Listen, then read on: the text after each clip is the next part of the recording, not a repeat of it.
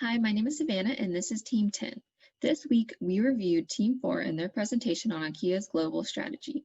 In this presentation, Sean will be giving some of the key points from Team 4's presentation, Luke will give the highlights on what Team 4 did well, and then Jay will wrap up our conclusions by explaining some problems she noticed and some improvements Team 4 should focus on to improve and enhance their future performance.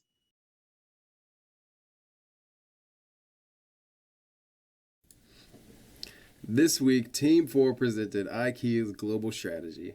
IKEA, a very Swedish company, is the largest retailer of furniture in the world. A reason they are the leading furniture retailer in the world is because they know how to adapt to different cultures, different markets, while also meeting consumer needs. Interestingly enough, everything from the letters in IKEA, the color of the logo, colors inside and outside the store, and the names of the furniture is all Sweden based.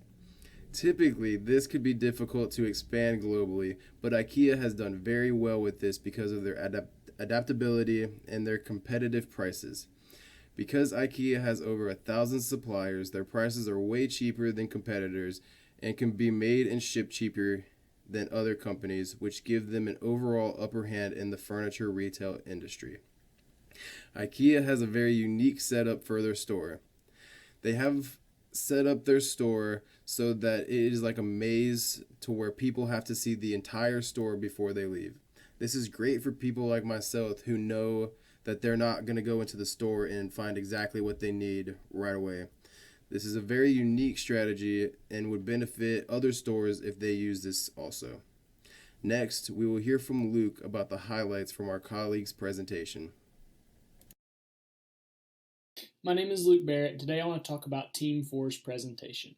Team 4, the first thing I noticed was they had an excellent presentation as far as the layout of their slides and was very aesthetically pleasing. The next thing I want to talk about is the clarity of their voices.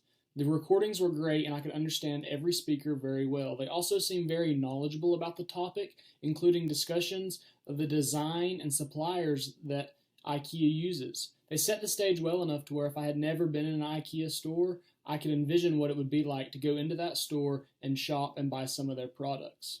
I liked how in the end they tied back this issue with suppliers and how that could be used as a recommendation in the future to contribute to success. Overall, this was a very good presentation, and at this point I'm going to hand it off to Jay to see if she has any recommendations for them. Thank you.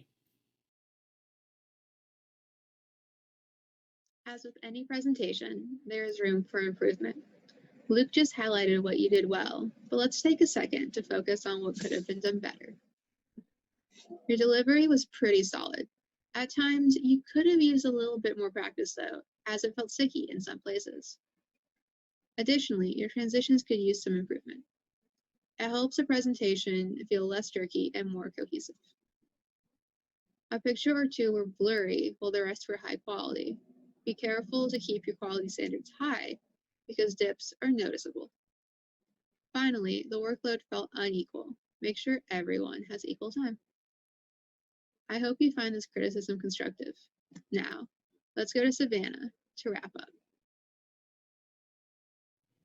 In this presentation, Sean talked about their key points and analysis by summarizing that IKEA is the largest furniture retailer in the world. They are based in Sweden, and they explained that their competitive nature and unique strategy that has contributed to their global success.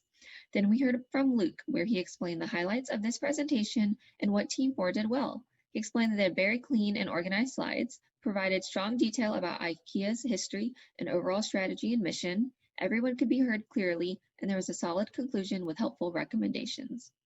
Jay then talked about some improvements for Team 4.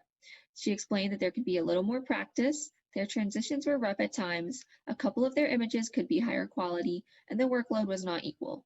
All of these points can contribute to the improvement of Team 4's deliverable, but the assignment as a whole was still good.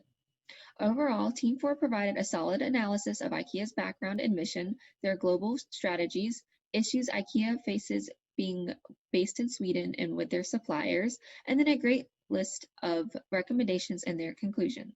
Overall, Team 4 did a great job with their presentation, and if they considered our feedback we provided, their quality of work will continue to improve. Thank you.